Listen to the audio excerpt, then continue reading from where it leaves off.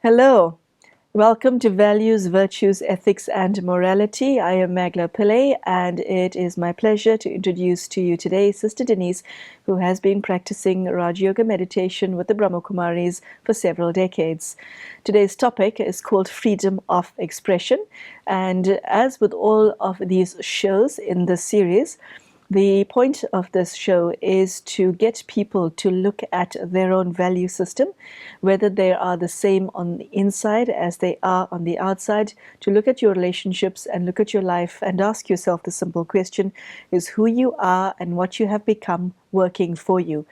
Whether you are a child or an adult, every single human being needs virtues in their lives. You need a value system and something that works for you. So today we hope that you will be sitting with an open mind and an open heart and absorb as much as possible from somebody who has been steeped in spirituality for over 40 years. Sister Denise, thank you so much for joining us. Thank you, Mangela. And you're very, very warm welcome to today's show. Freedom of expression. I've once heard somebody say that they wish they had a voice. And after she said it, I couldn't help but wonder how many other people there are across the globe, both male and female, who find that they don't have a voice. It's a terrible thing to feel that nobody wants to hear what it is that you have to say. What has caused people to lose their voice? I think that there are these social attitudes like children should be seen and not heard. You are not allowed to say something offensive, and anything you say is likely to be offensive. So the best thing is keep quiet. And I think especially when a person wants to speak their truth, and it's authentic and it's real and it gets, slammed shut, then they lose the ability to speak, or they hold it in, or they just say something that is the prescribed words, or the whole thing becomes tremendously artificial. And in fact, it is quite a violation of a person to prevent them from expressing themselves. And so then they start to go into verbal survival. And what does that mean? Verbal survival means you're not allowed to say what you want to say, and what you're allowed to say is what you don't want to say. So you have to try and all the time find something, but maybe you just end up saying nothing, or else what you say is absolute frivolities and trivia, and all you can do is ha ha ha, ha ha ha, that kind of thing, which is so awful, but so many people do it, and you just know that it's just not real. From what I gathered from what you just said, what people need, every person has a voice. We're not talking about a physical voice, and I'm in the process of losing mine, which is funny, we're doing this show at this point. So it's not just a physical voice, it is the knowledge that what you say has value. I think in addition to that, you see, somebody may say something which is absolutely true, but then they're not believed. And then they're told, how dare you say that? It's not possible for that to be true, therefore you're lying, you see. So there's all kinds of really strange logic that people use based on their preconceptions, which slams a person shut. And so what then is the answer if one has something to say or to share or to be that's not accepted by those around you? What is the answer? Well, what happens is you may have to wait, 40 or 50 years before it becomes possible, the circumstances are possible for you to say what you want to say. And then there's been a very tragic silencing of the person. And if they are able to speak and be heard and what they say accepted, that's really beautiful. But so much time has been lost. And then there are people also who are unable to speak about things that have happened to them because those things are so bad. You can see particularly when people are survivors from concentration camps, for example, it is something specially noticed that they never, ever speak about their experiences because to speak about it is to open up the reality of that difficulty or that extreme pain. And it is when people get slammed shut by others when they want to say something that the others feel is not possible, therefore not true, or it's an accusation of them which they don't want to be accused of, therefore you tell the person to shut up or else I will damage you, kill you, expose you, whatever. There's a lot of threats involved. So, it's all part of the continuum of abuse. So, Sister Denise, we have scenarios where people are not necessarily shut down by people around them, but too shy or do not feel that they have value because of years of cultural, religious conditioning. What would you say to such a person? How does one find one's lost voice? I think that some sort of a therapeutic environment is really helpful. If they can't say it in words, but maybe they can draw it, or maybe they can play it on a musical instrument, or maybe they can make a sound which doesn't have a particularly verbal meaning. But, sometimes I have suggested to people, just go on that mountain over there and just make the sound of what you're feeling. Nobody will hear it. It'll just be heard by the trees and the streams, but it's just really important to express that thing that has been held in for so long. Why? Because by being held in, it does damage. Because it's operating almost in the subconscious. So you're speaking about pain specifically? Well, yes. So pain has a voice?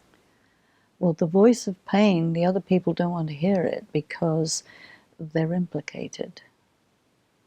Okay, so you need a safe environment in which to express pain? It's better because you would feel that you're not, it's dangerous, you're not allowed, something bad is going to happen, because part of your holding it in is that you have been threatened. It happens also in the political arena. In some states which are totalitarian or something like this, in a totalitarian state, very often there are rules which say if you object to the state, it's not allowed. You may not give expression to any objection you have. You're not allowed to object. You have to accept, you see. And then there are people who hold it in and suffer. And then there are others who express and they get jailed or beaten or whatever. And this is where you have a conflict between the state and the people because the state is doing something that the people cannot bear. And there are many states in the world today who are very oppressive to the people, so that the contract between the state and the people at the moment is very dysfunctional. And this is why you get so many groups of people or gatherings doing activities which result in a military conflict between the state and the people. And there's a very sorry state of affairs when that happens. But it's symptomatic, you see, what happens in an individual, in a family, in a town, in a state, and ultimately the world, all of these difficulties starts in the microcosm. And this is why spirituality says that the solution to global problems is to really look at how it's operating on the individual level and work with it on the individual level, and it will impact on the global level. And this is what we try to do in Raj Yoga. Looking at the subject of the ability to articulate that which is going on inside you, it requires a certain amount of self-respect, doesn't it? What if somebody has zero self-respect? What generally happens is a person is reacting to their pain or their discomfort, and the way that they will express it will be filled with violence, revenge, and other kinds of negative emotions. And because of that, one aspect is that they will not be heard. What they want to say will not be heard. Just their negative emotions will be heard. And negative emotions are negative, so then the people who hear it will say, well, you're just expressing negative emotions, and that makes what you have to say totally invalid anyway. So a person, what they have to do is to absolutely sublimate all of those emotions that are pent up with the difficulty that they have experienced, and as well as having been not allowed to express themselves. So it's not so much perhaps self-respect that's the issue, but working through the emotions to be able to say absolutely dispassionately, this is the situation, and this is what happened, or this is what should have happened and didn't happen, or this is why I have a problem, and make it so cool, so calm, so clear, without any innuendos or negative emotions. Just say the truth like it is. That's the best chance you have of being heard by whoever it is that you're communicating to. But for that, you have to have a great deal of command over your feelings, because otherwise they'll just come through and the whole thing will not work out, because you won't be able to get your message across. What you're saying is that there has to be a significant amount of inner healing that takes place before one can express oneself. Perhaps, yes. But if you just look at it, okay, wait until your emotions have calmed down and you're in a space where you aren't feeling emotional, and then write it or say it. You can also write it, but even in your writing, it mustn't have any elements of it that are negative, because as soon as there's a negative element, nobody can hear your message. They just hear the negative element. It's a phenomenon.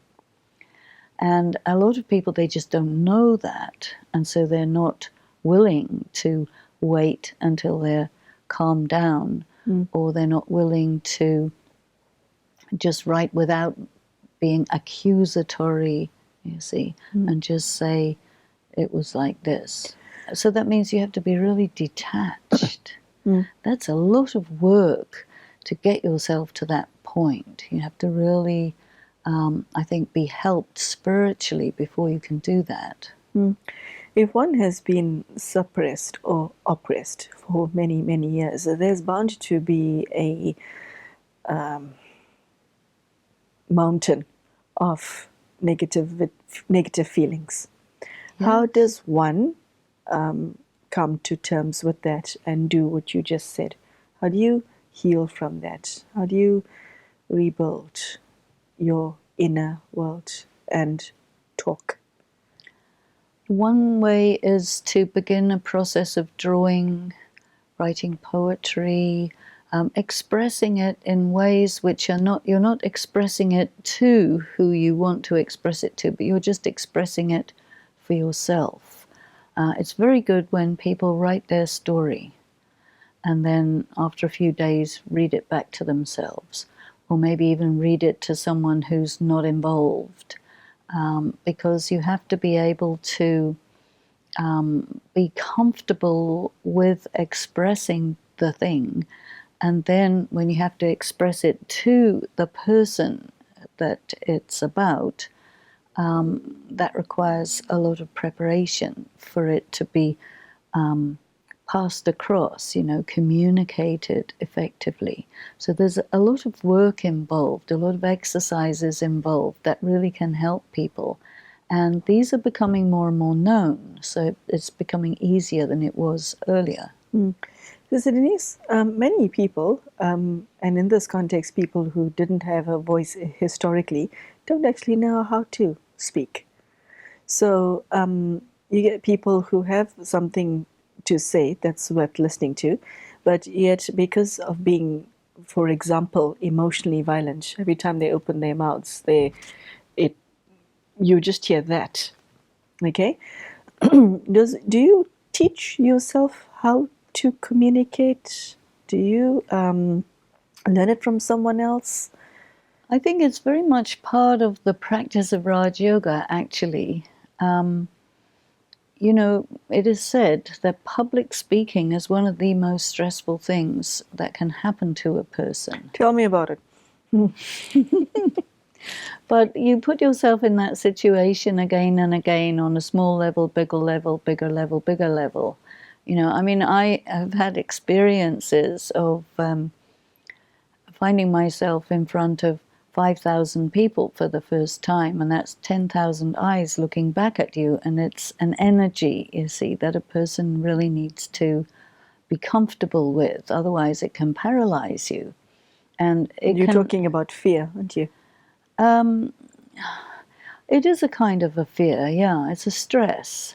And actually, talking to one person or talking to 10,000 people, if you think of the 10,000 people as 10,001 persons, 10,000 individuals, it sort of changes the situation, and then you're more comfortable. But even if a person is speaking to one person who happens to intimidate them, that can paralyze them, and they will be offered a chance to speak, but they will not be able to say it because of that atmosphere of intimidation that they will feel. Okay, so you learn to create your voice. How? How do you ensure that you're heard? You're heard, especially in a world where so few people are willing to listen.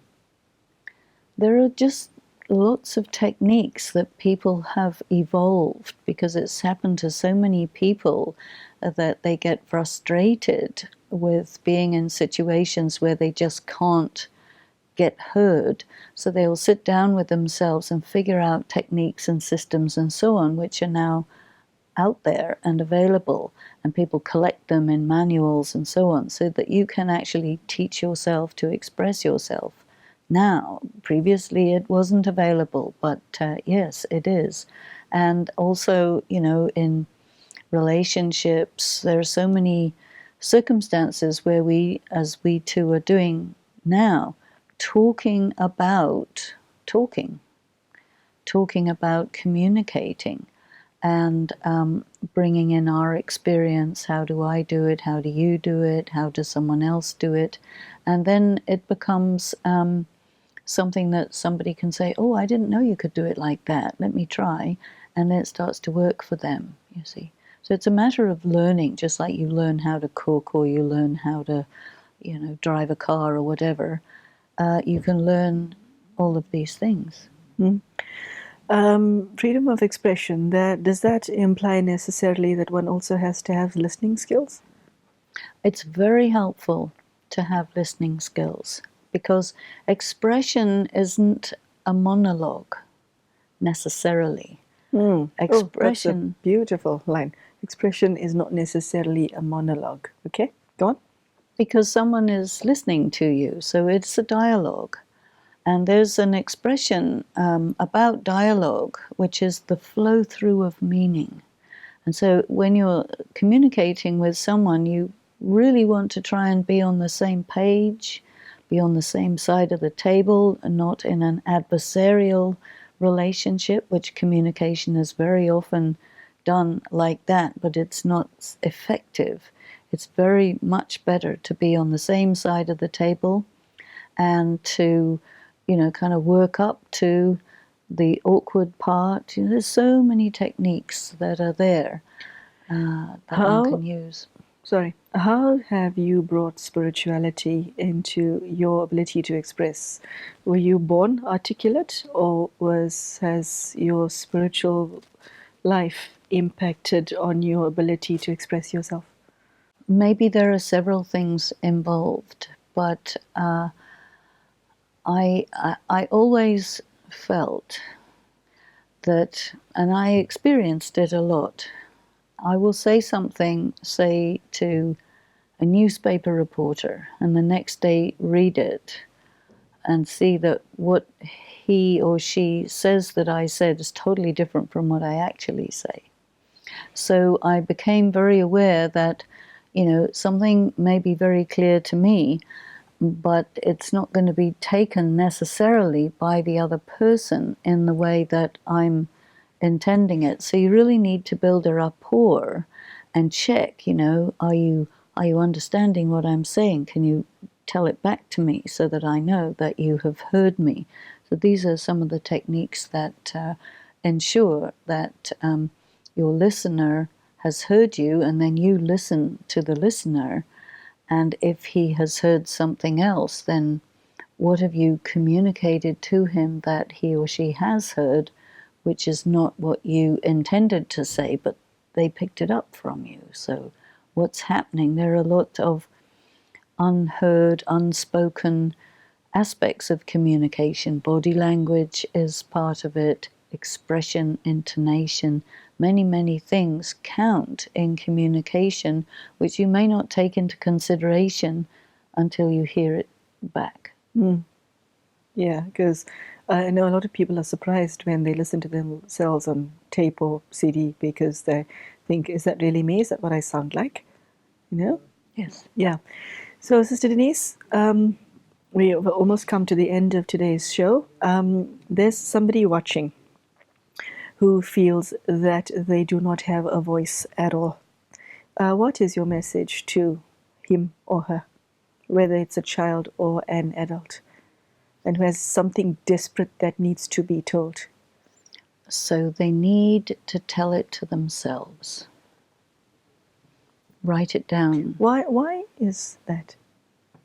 Because you're the experiencer. Why do you have to, the experiencer, say what is being experienced when you're experiencing it? What is the point of that? It's inside, and it's kind of all over the place. Now, when you write it down, then it's outside, and then it's over here on a piece of paper, and you're on the inside of yourself looking at it. So you've got a certain distance, which gives you a certain dispassion, and you can alter it, and you can ask yourself, well, was it really like that? Will somebody appreciate it, understand it? Can I write it better? And just the act of writing what's inside is a very good way of getting it out. Because if it comes out just any old how, sometimes people use the expression, vomiting, verbal vomiting. So that's not what you want people to pick up. They won't pick up. Okay, so you're referring to a catharsis. Maybe. But I think it's very important for the inside self, the one who experienced, the one who felt, and then maybe the more intellectual self who's going to evaluate it and say, yeah, was this really how it was? Is this really what you want to say? Is this comprehensible? Is it logical and coherent? Because every person is so different from the other people. And we, I think, have been taught that everybody's the same, but not at all. Not at all. Okay. Well, tell me, on one last question. God, how does he help one express oneself? Well, you can write to God. In fact, there's a program called Right to God that was organized by some of the Brahma Kumaris in Africa, and it had a huge success because it really opened up people's ability to communicate. And people, when they're writing to God, they are easy about it because there's an assumption, well, God will understand me, even if nobody in the world understands me, but God will understand me, you see. And people felt so much better within themselves when they were able to express themselves to God. So that was a very interesting phenomenon. Okay, unfortunately, that brings today's talk to an end. Very, very interesting. If you feel that you do not have a voice, if you feel that there's something that you need to say desperately that needs to be heard, Sister Denise has shared that whoever you are, wherever you may be in the world, irrespective of your age, your race, your gender, or your level of education, you deserve to be heard. Everyone has a story, and it's a question of how much do you value yourself. So she shared some very interesting and novel ideas for a lot of us as to how to begin to express ourselves and how to make sure that you are heard. It has to do with your sense of self-worth and also your ability to express yourself and articulate what it is that you're feeling. She also spoke about the danger of sounding negative and emotional while you're doing it.